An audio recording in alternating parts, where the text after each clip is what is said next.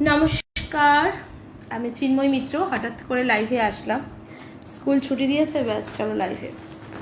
সকলকে শুভ বাসন্তী শুভেচ্ছা। চেষ্টা করছি বসন্তের একটি গান গাওয়া, কবিগুরুর লেখা। ভুল ত্রুটি হলে প্লিজ ক্ষমা করে দেবেন। নীল দিগন্তে ওই ফুলের আগুন লাগলো, নীল দিগন্তে, নীল দিগন্তে ওই ফুলের আগুন লাগলো, নীল দিগন্তে বসন্তে সৌরভের শিখা জাগলো, বসন্তে নীল দিগন্তে ওই ফুলের আগুন লাগলো, নীল দিগন্তে আকাশের লাগে দাদা রঙিন আলো বইকে বাঁধা, আকাশের লাগে দাদা রবির আলো বইকে বাঁধা, বুঝি ধরার কাছে আপনাকে সে মা গেল, ধরার কাছে আপনাকে সে মা গেল, সর্ষে খেতে ফুল হয়ে তাই জাগেল, নীল দিগন্তে ওই ফুলের আগুন লাগলো, লাগলো, নীল দিগন্তে, নীল দিগন্তে মোর বেদন খানি জাগলো, অনেক কালের মনের কথা জাগলো, নীল দিগন্তে মোর বেদন খানি লাগলো, অনেক কালের মনের কথা জাগলো, এলো আমার হারিয়ে যাওয়া কোন ফাগুনের পাগল হাওয়া, এলো আমার হারিয়ে যাওয়া কোন ফাগুনের পাগল হাওয়া, বুঝি এই ফাগুনে আপনাকে সে মা গেল, এই ফাগুনে আপনাকে সে মা গেল, সর্ষে খেতে ঢেউ হয়ে তাই জাগেল, নীল দিগন্তে ওই ফুলের আগুন লাগলো, লাগলো, নীল দিগন্তে, নীল দিগন্তে। নমস্কার, ধন্যবাদ। ভুল ত্রুটি হলে প্লিজ ক্ষমা করে দেবেন। একটু পাগলামো করতে এসছিস। আচ্ছা, একটু অন্যরকম করে সাজিয়েছি আজকে, জানি না কতটা পারবো, চেষ্টা করছি। বাপরে, আচ্ছা একটু চেষ্টা করছি মেঘনাদ বধ কাব্য পড়ার দ্বিতীয় স্বর্গ।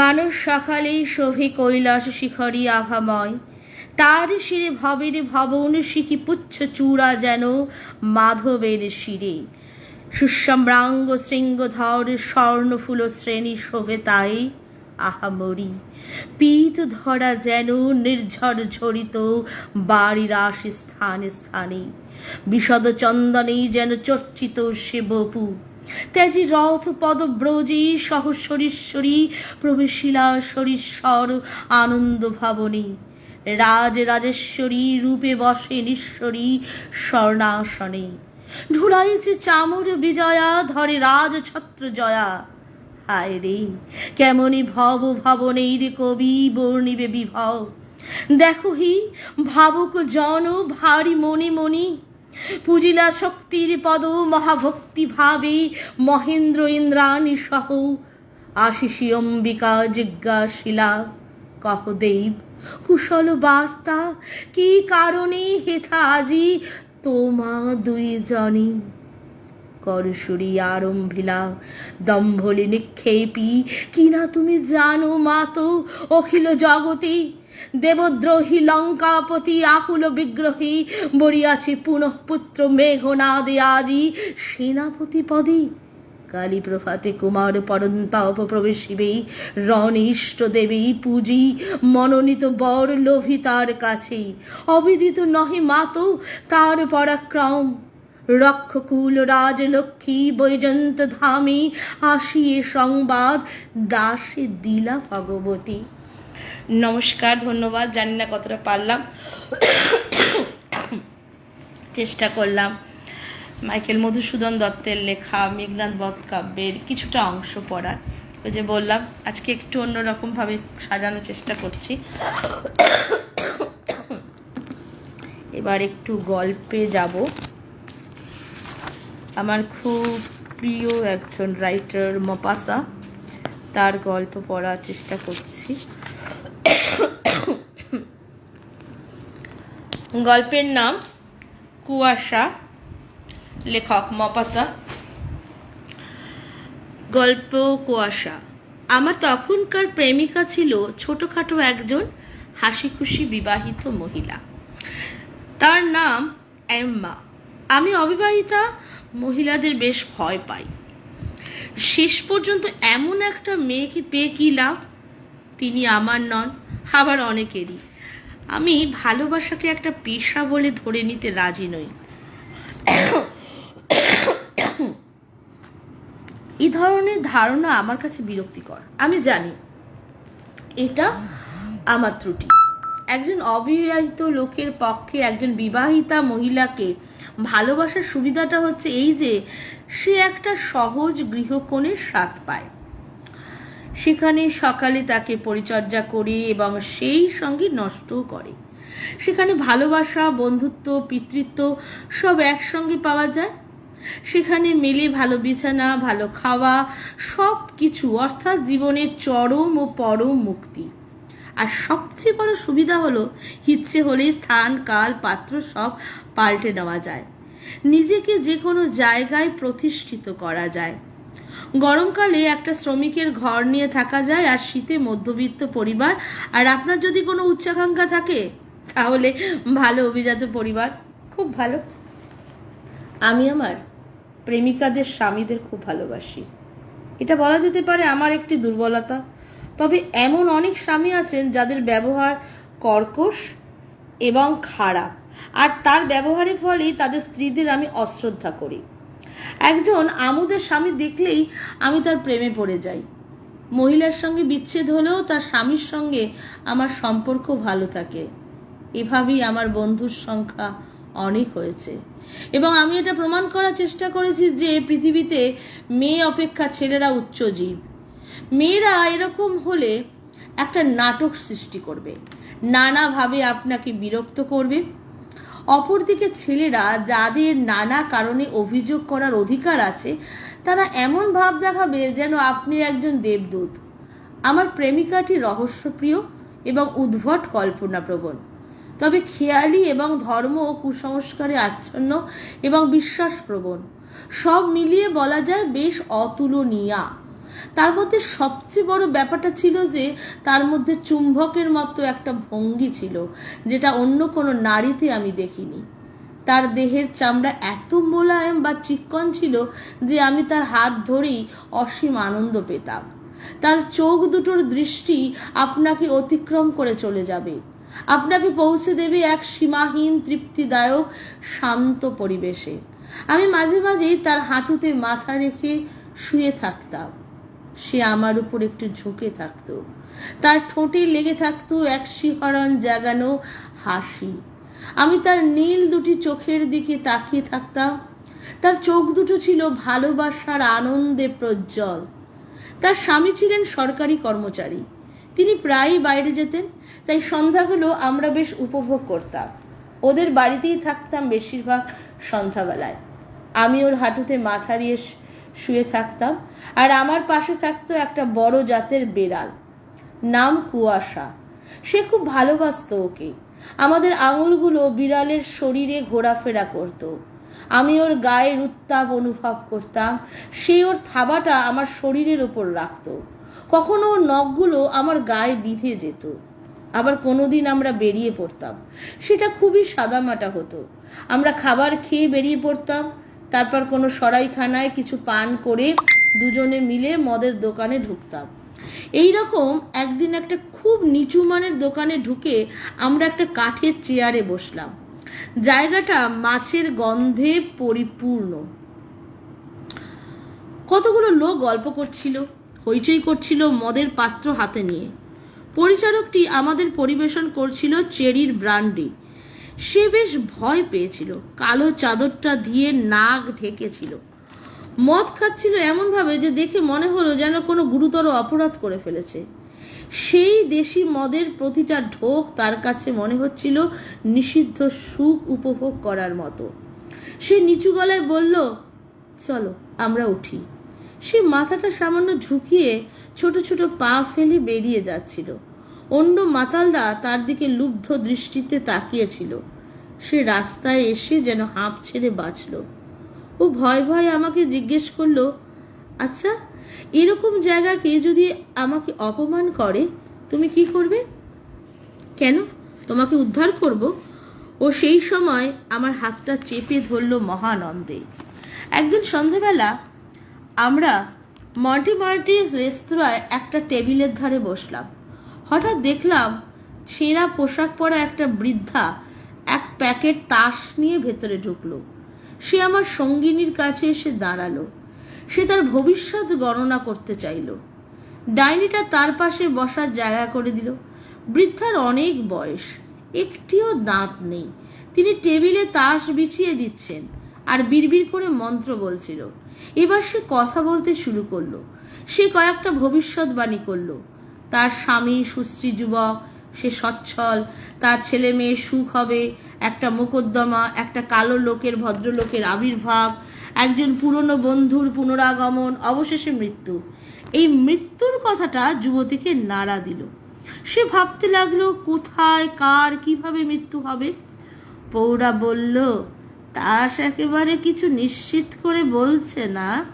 তুমি আগামীকাল আমার এখানে আসবে। কফির দাগ দেখে সব বলে দেব। সে দাগ কখনো ভুল হয় না। সে আমার দিকে মুখ করে বলল, কাল আমরা যাব তো? আমরা যদি না যাই তাহলে একটা দুঃস্বপ্ন আমাকে কুড়ে কুড়ে খাবে। আমি হেসে বললাম, অবশ্যই যাব। তুমি যখন বলছো তখন অবশ্যই যাব। বৃদ্ধা তার বাড়ির ঠিকানা আমাকে দিল।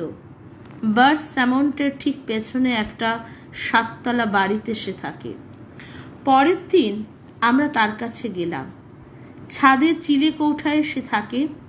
ঘরে 2টো চেয়ার, একটা বিছানা, একটা নানা ধরনের জিনিসে ঘর ভর্তি।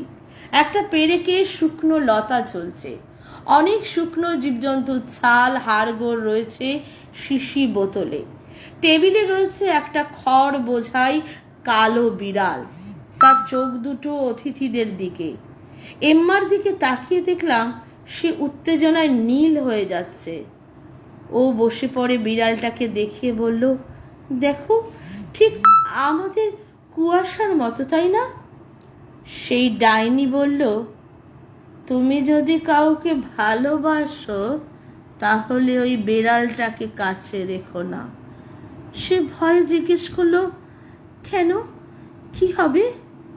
বুড়িটা এম্মার পাশে বসে তার হাত দুটো তুলে নিয়ে বলল, আমার জীবনের দুঃখের কারণ ওই বিড়াল। এম্মা ঘটনাটা শোনার জন্য বৃদ্ধাকে চাপ দিতে লাগলো। অবশেষে অনেক পীড়াপিড়ি করার পর বৃদ্ধা তাকে বলতে রাজি হলো। সে বলতে শুরু করলো, আমি বিড়ালটাকে ভালোবাসতাম, ঠিক আমার ভাইয়ের মতো। আমি তখন তরুণী, একাই থাকতাম, বাড়িতে সেলাইয়ের কাজ করতাম। নিজের বলতে ছিল মন্টন। একজন ভাড়াটে ওই বিড়ালটা দিয়েছিলেন। ও ছিল খুব শান্ত আর চালাক। ও আমাকে দেবতার মতো ভালোবাসতো। সারা দিন আমার কোলে থাকতো, রাতে আমার বালিশে ঘুমোতো। তার শরীরের ঘর ঘর শব্দ আমার কানে বাজতো। আমি তার হৃদস্পন্দন অনুভব করতাম। এই সময় একটি ছেলের সঙ্গে আমার বন্ধুত্ব হলো। সে জামা কাপড়ের ব্যবসায়ী ছিল। মাস 3 আমরা একসঙ্গে কাটালাম।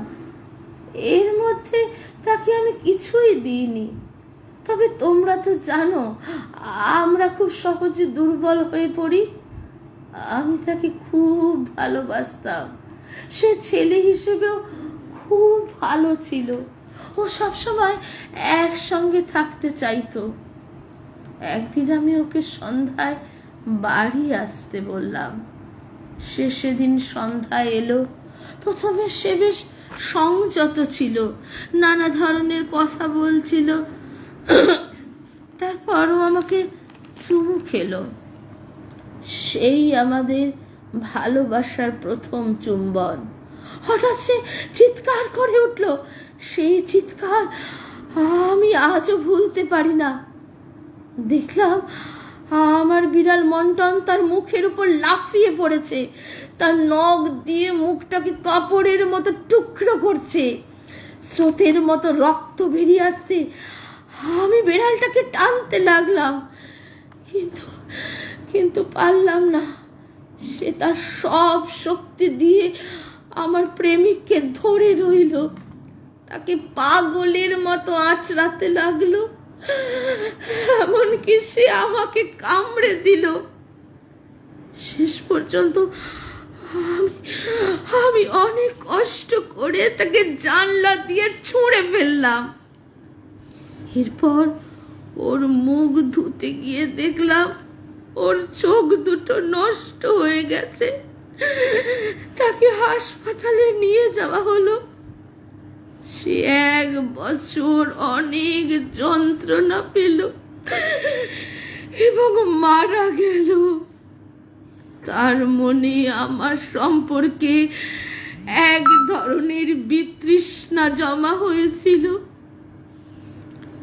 একজন কুলি রাস্তা থেকে মন্টনের দেহটা কুড়িয়ে পায়। সেই দেহটাকে আমি এখনো রেখে দিয়েছি। সে আমাকে ভালোবাসতো বলেই হয়তো এরকম করেছিল। এই পর্যন্ত বলে বৃদ্ধা চুপ করলো। টেবিলের এই জন্তুটার গায়ে আস্তে টোকা দিল। দেখে মনে হলো জন্তুটা নড়ে উঠল। হেমা ভবিষ্যৎবাণীর কথা ভুলে গেল। সে কোনো কথা না বলে বৃদ্ধাকে 5টা ফ্রা দিয়ে ঘর থেকে দ্রুত বেরিয়ে এলো। এর পরের দিন এম্মার স্বামী ফিরে এলো। বেশ কিছুদিন ওর সাথে আমার দেখা হলো না। পরে যখন আমি ওর কাছে গেলাম তখন কুয়াশাকে দেখতে পেলাম না। আমি ওকে জিজ্ঞাসা করলাম। সে উত্তর দিল ওটাকে আমি তাড়িয়ে দিয়েছি, ওকে আমার আর ভালো লাগতো না। আমি অবাক হয়ে বললাম, কিন্তু কেন? সে আমাকে চুমু খেয়ে নরম গলায় বলল, তোমার চোখ দুটোকে আমি খুব ভালোবাসি তাই। নমস্কার, ধন্যবাদ। এটি ছিল মপাসার লেখা গল্প কুয়াশা, একজন অবিবাহিতের স্মৃতিচারণ। চেষ্টা করলাম, জানি না কতটা হলো। মপাসাকে আমার ভীষণ ভালো লাগে, মপাসার গল্প, মপাসার ছোট গল্প। চেষ্টা করলাম। আচ্ছা, শিখা দাস এসছে, ধন্যবাদ, বলছে খুব ভালো হয়েছে বৌদি, ধন্যবাদ। সুকন্যা এসছে অনেক দিন পর। হাই সুকন্যা, কেমন আছিস? আচ্ছা, অমৃতা সর্দার, অমৃতাকে অনেক দিন পর। অমৃতা, আশা করি ভালো আছো। চেষ্টা করছি আজকে একটু অন্যরকম ভাবে সাজানোর, এর জন্য মেঘনাথ বধ কাব্য, তারপর মপাসা সবাইকে নিয়ে চলে এসেছি একসঙ্গে। আচ্ছা, পরে আমার ভীষণ প্রিয় একজন কবি, আশা করি সবারই প্রিয় কবি, সুকান্ত ভট্টাচার্য। ছোটবেলা থেকে আমি 2জন কবির লেখা পড়ে বড় হয়েছি। এটা হচ্ছে রবীন্দ্রনাথ ঠাকুর আর সুকান্ত ভট্টাচার্য।